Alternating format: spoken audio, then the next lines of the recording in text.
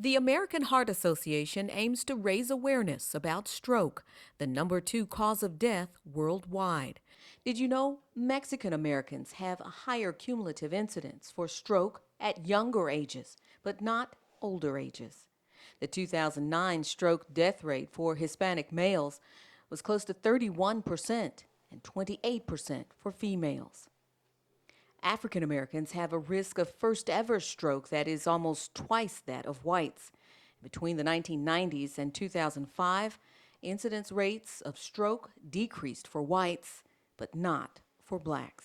The 2009 overall death rate for stroke was 38.9%, but death rates for blacks were more than 60% for males and over 50% for females. Poverty is a familiar term closely connected with obesity, heart disease, and poor nutrition. But another reference with growing recognition in the battle to improve health: food desert. The tiny enclave of Lambert, Mississippi, is a prime example, as noted in a recent PBS report. The closest grocery store is over 3 miles away, and the nutritious offerings inside are very few and expensive. A grocery store with better choices is another 20 miles away. The hardship makes dollar menus and fast foods loaded with calories, fat, and sodium seem like a better alternative. It's really hard because, when I was coming up, we had greens and gardens and all that, but now you have to buy produce. So it's real hard for the kids. I mean, the majority of them, they eat like pieces, and that's obesity. Medical studies show people who live in food deserts have a higher prevalence of high blood pressure, heart disease, diabetes, and obesity.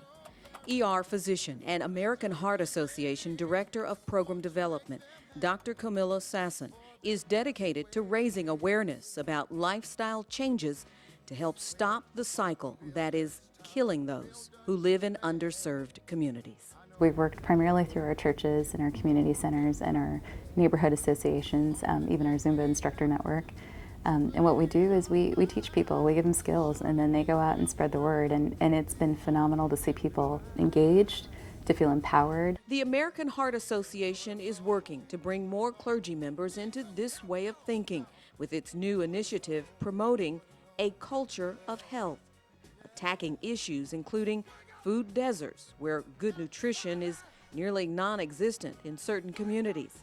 Also, the lack of exercise, high sodium in foods, and high consumption of sugar-sweetened beverages, and the need to build a better chain of survival for victims of stroke and heart attack.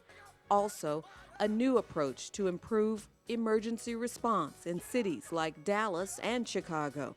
The HANDS program, identifying high-arrest neighborhoods to decrease disparities in survival.